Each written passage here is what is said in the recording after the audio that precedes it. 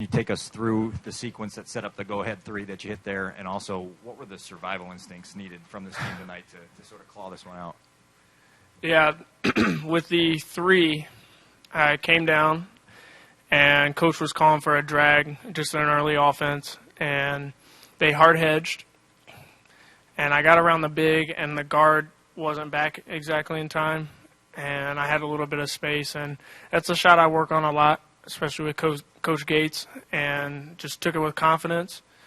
And as soon as I had gathered the ball, I knew I'd hit it, and that's how confident I was in it, just the feel of the ball in my hands. I knew I'd hit it.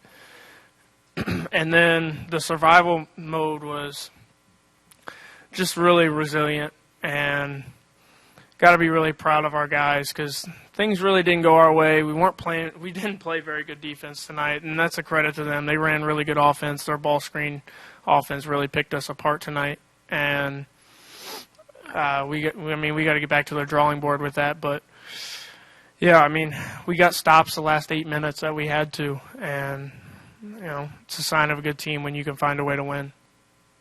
Bryant, what's the experience been like for you coming into a particularly game like this where now you guys are the team with the target on your back? Coach Collins talked about how you guys have earned that respect, so I'm curious about what the experience has been for you guys as players. Yeah, I mean, this is really different considering we're playing meaningful games at this time of year. Most of the time we're just playing for respect at this point in the year. So it is different. There's a bullseye on the back, and the thing with a team like Rutgers, they're building in the right direction. They're good. They play really hard, and their coach does a lot of great things with them. And they executed tonight, and they're just playing for pride, playing for building, and they have nothing to lose. So it's easy to play with a little pressure on ourselves because we feel like we have to win this game, especially with the little skid we've had. So to find a way to win was big for us. Bryant, you're through with 58 seconds left. That blew the roof off the place. What role do you think the crowd played down the last few minutes when you guys were shutting Rutgers down? Yeah, I mean, our crowd's been unreal this year. It's really improved, and you got to love the characters we have in the crowd. The Shark, the last game I think we had a guy in a suit, a bathing suit we'll call it. And it was just their crowd. The atmosphere is unbelievable right now, and hopefully they keep coming back. And it's on us to put a good product on the floor for them to come out and support. And how did you describe the feeling after that shot? I felt like we needed to get a stop. We had struggled all day to get one, and I think we went up 2 with the shot. So just trying to move on to the next play. Like at first you want to celebrate because it is a big shot, but there's still quite a bit of time left. Like you said, I think there was 58 seconds left. So it was a big shot, but we had to finish the game then. You went into the huddle with under 8 minutes left, down by 6. What was the mood like there, and what was said that sort of sparked the energy in the last 8 minutes? I mean, yeah, we were down 6, and it was more just we're going to find out what we're all about. And that sounds real simple, but there's times, like in that situation in the past, we would fold. We would lose that game. We wouldn't win a game like this in the past, and especially with things not going our way. But we buckled down, got enough stops, and finally saw the ball go in the basket a little bit to give us some confidence. And then credit to Isaiah. He made some big free throws, and I got to be a little bit better down the stretch for making my free throws. Bryant, Gavin had been 0 for 9 on his previous threes, hadn't made one since the Ohio State game. What does it say about him that he's still confident enough to take 3 shots down the stretch and make 2 of them for you guys? Says a lot about his character, and it says more about the work he's put in the last 48 hours. Gavin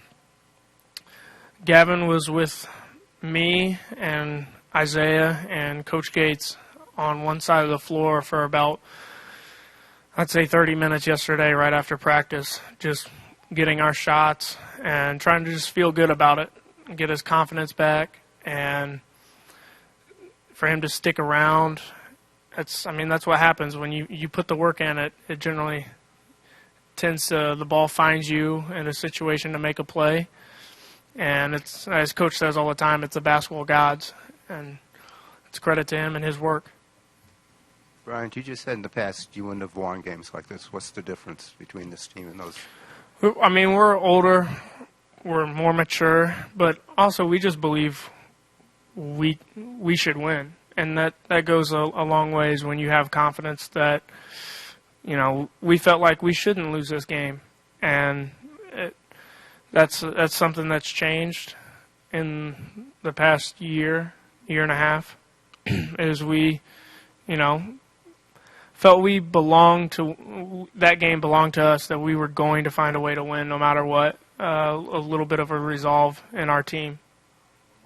How much does it change things for you guys having Scotty back, and how close to 100% do you think he is right now? I don't know about a percentage. You'd have to ask Scott on that. But just having him out there brings a lot of confidence, eases a little bit of pressure off me. I was able to get a couple more breaks throughout the game just because he's able to come in. He can run the point if we have to. He can space the floor. He's a scoring option. He does so many things for us, and it was nice having him back. And hopefully we can get him more comfortable. It's going to take some time because when you sit out this long, you're going to lose shape and your touch. Just things tend to go. So it'll take a few games just to get his rhythm back in the game. All right, thank you.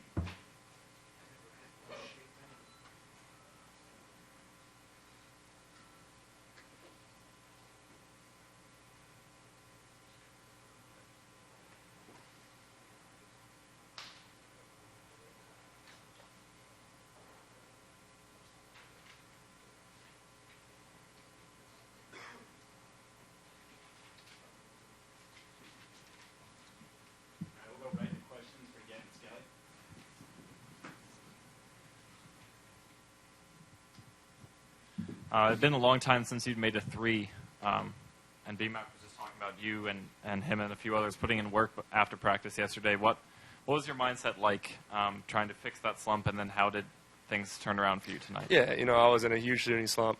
So every day after practice, I get with the coaches and shoot, 200 to 300 threes every day to try to get myself out of it. Then my confidence started going down, but the coaches kept picking me up, and I think I made about 20 threes in a row yesterday, and that's how I ended my shooting. And then today, kind of the same thing. I was making a bunch, and so they said today just let it fly. And them just giving me that confidence, really helps me, kind of be a better player.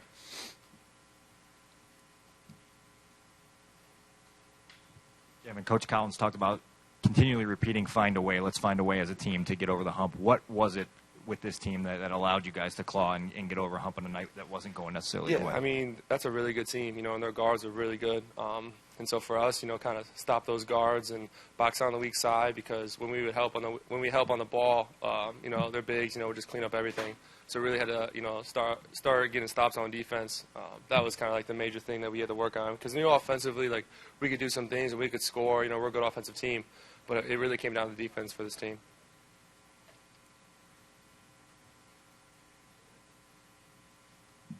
Where do you get the balls to take that shot from the top of the key when Gavin made a batch of one of those for about 2 weeks? Yeah, exactly. Just keep shooting them, and today they just happened to fall in. So now I feel more confident. So in the next couple of games, I'm going to let it fly even more, as Coach would say. After you hit those 2 threes, we saw you motion to the crowd and really get excited. What does that atmosphere do for you and the rest of the team? Oh, it's awesome.